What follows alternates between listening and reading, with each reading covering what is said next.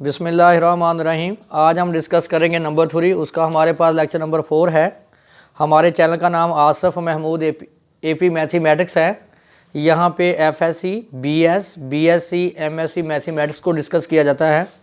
आप हमारे चैनल को लाइक करें, सब्सक्राइब करें और आगे शेयर करें। हमारे पास आज सबसे जो इम्पोर्टेंट टॉपिक है वो है ग्रेटेस्ट कॉमन फैक्टर। हमारे पास ए बी, हमारे पास दो इंटीजर्स हैं। हम सब नंबर 1 है कि D divide A and D also divide B. देखें, जो डी है वो ए को भी डिवाइड कर रहा है और जो डी है वो बी को डिवाइड। नेक्स्ट क्या है कि C divide A and C also divide B.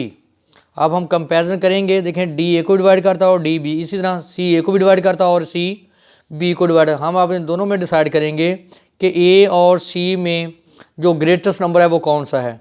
For example हम कहते हैं कि जो डी है वो ग्रेटर देन सी है, तो इसका मतलब ग्रेटेस्ट कॉमन डिवाइज़र ए और बी जो हमारे पास है वो क्या है, डी। इसको लिखते हैं G, greatest, C common, D divisor, greatest common divisor. For example हमारे पास एक नंबर है 6 और 12। हम इनका ग्रेटेस्ट कॉमन डिवाइज़र निकालना चाहते हैं। तो देखें, एक सिंपल तरीका है कि 6 को एक 1 डिवाइड करता है, डिवाइज़र है, 2 डिवाइज़र 6 का, 3 डिवाइज़र है और 6। इसी तरह जो 12 के डिवाइज़र हैं वो 1 है, 2 है, 3 है, 4 है, 6 है और 12 है।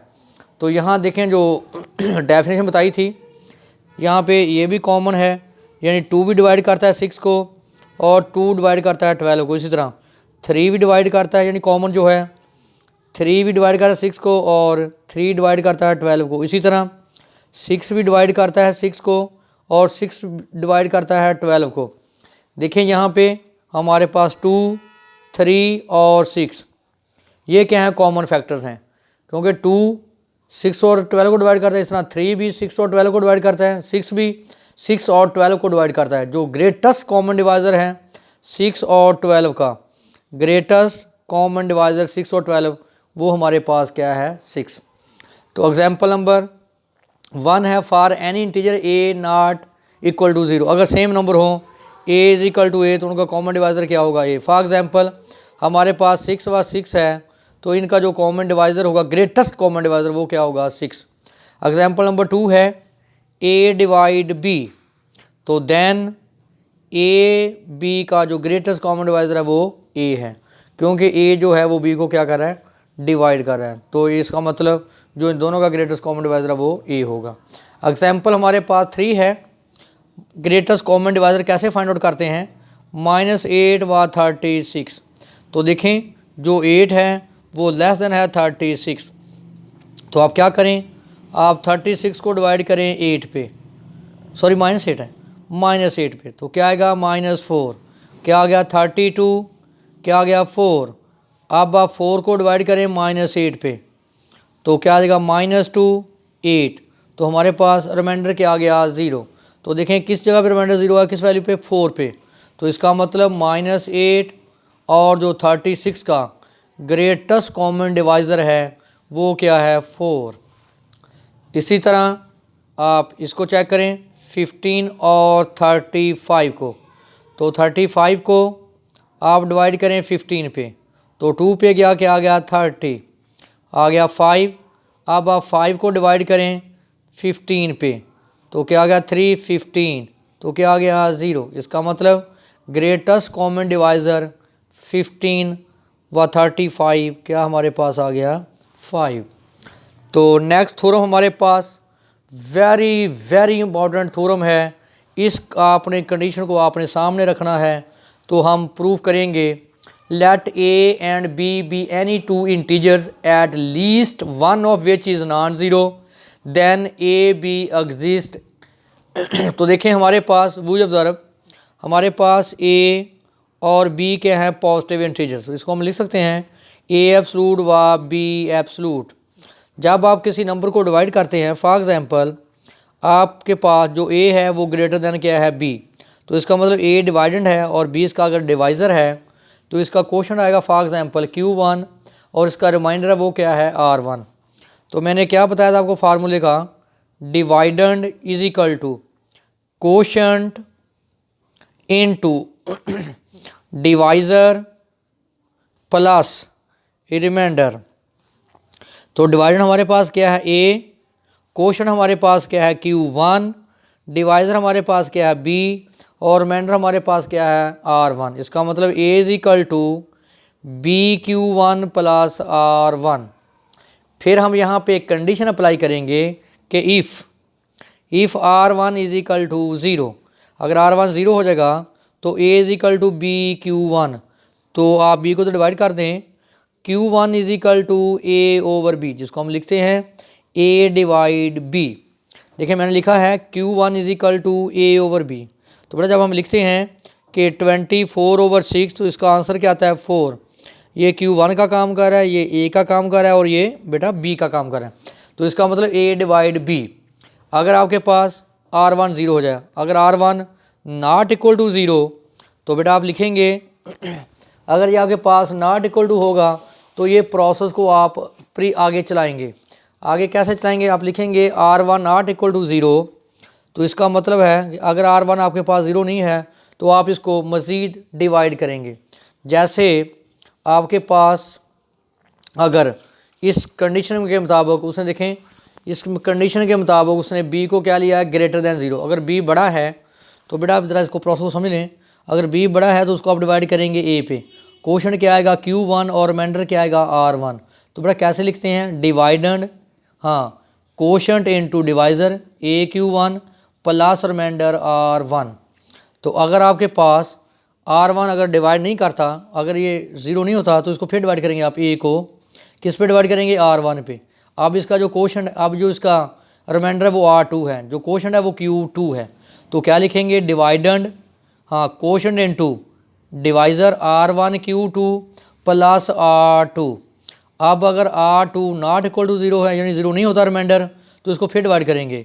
R2 को आप डिवाइड करेंगे R1 पे, क्वेश्चन क्या आता है Q3 और ये क्या आता है R3।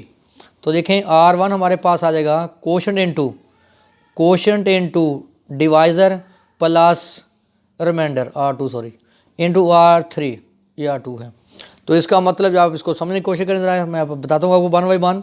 B is equal to AQ1 plus R1। Case number 1, अगर R की वैल्यू क्या है R1 इज इक्वल टू 0, पहले लेंगे 0 लें, R1 को 0। तो ये B is equal to AQ1, इसको डिवाइड कर दें, B over A is equal to Q1। इसका मतलब कि B डिवाइड A, जब B A को डिवाइड करेगा sorry A divide B, A divide करा B को, A डिवाइड B, तो मस्ट है कि A और B का जो A और जो B का ग्रेटेस्ट कॉमन डिवाइज़र है वो क्या है A। अगर R1 नॉट इक्वल टू 0, अगर R1 0 नहीं होता तो आप इसको फिर डिवाइड करेंगे। उसका क्वेश्चन आपने क्या लिखा हुआ है ये देखें, A R1 Q, हाँ, A is equal to R1 Q2 plus R2। अगर तो आपके पास R2 की वैल्यू क्या हो जाती है, नॉट इक्वल टू, सॉरी पहले केस में लेते हैं R2 की वैल्यू 0। अगर R2 की वैल्यू 0 हो जाती है तो A is equal to R1 Q2, इसको डिवाइड कर दें, A over R1 is equal to Q2। तो इसका मतलब कि R1 किसको डिवाइड करता है, A को। अगर आपके पास R2 नॉट इक्वल टू 0 है, अगर नॉट इक्वल तो हम इस प्रोसेस को फिर आगे चलाएंगे, यानी उसको बार बार डिवाइड करेंगे। जैसे हमने लिखा था वो ये 15 और 35 वाले को, उस वक्त तक हम डिवाइड करते जाएंगे जितनी देर तक जो इसका क्वेश्चन जो रिमाइंडर वो 0 ना हो जाए। देखो 35 को हमने डिवाइड किया था 15 पे, तो हमारे पास 2 आएगा 30। अब 5 आया, नहीं 0 आया तो इसको फिर आप डिवाइड करेंगे 15 पे, तो क्या आया 3 15। अब क्या आ गया 0। हमारा काम है कि रिमाइंडर क्या है 0।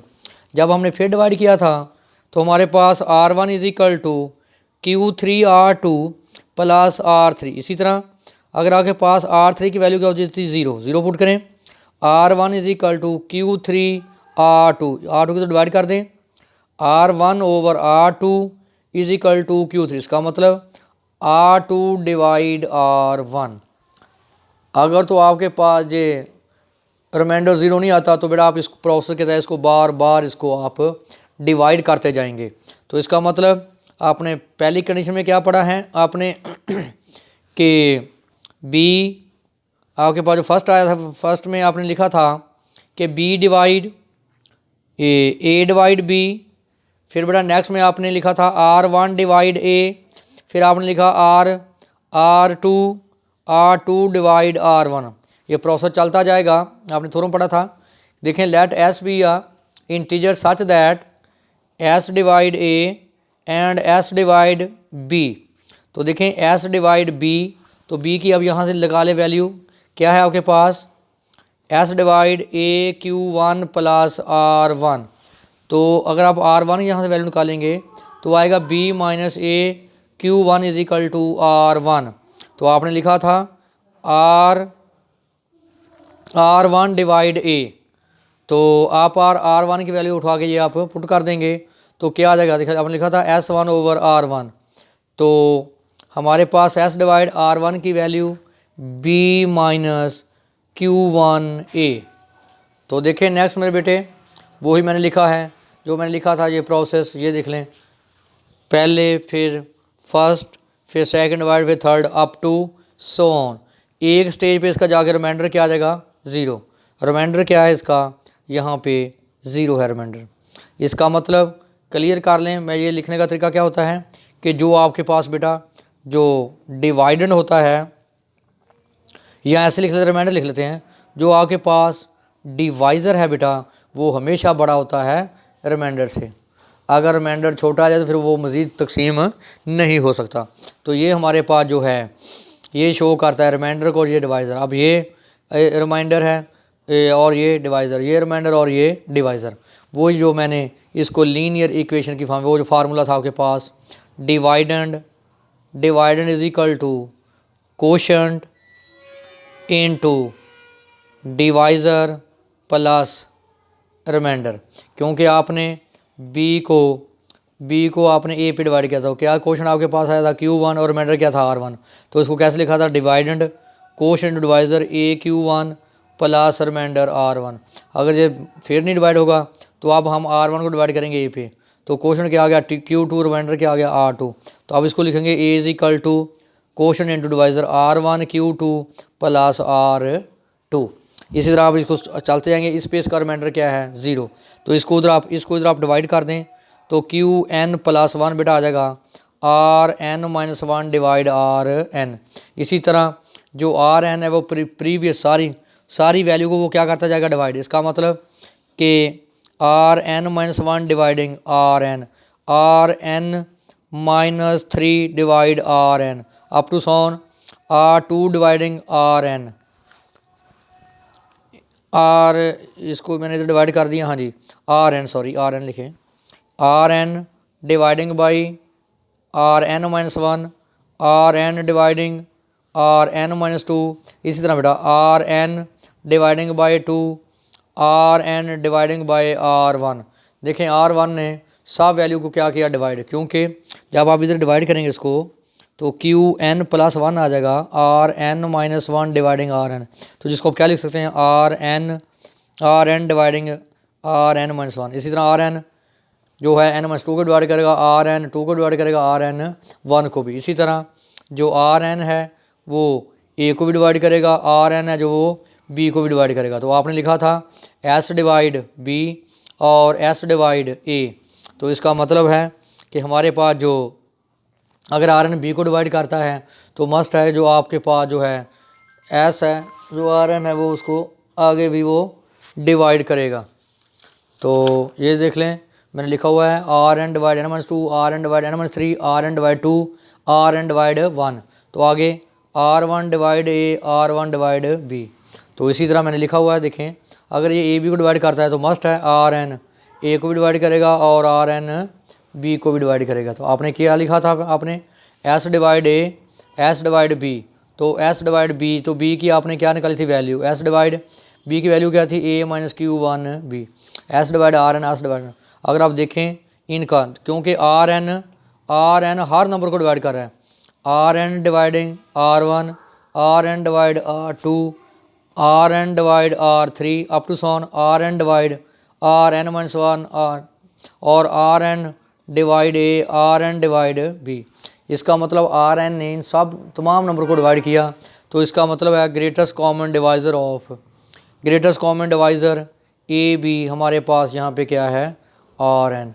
ये हमारे पास वेरी वेरी इंपॉर्टेंट थ्योरम था, इसको आप अच्छे से देखें।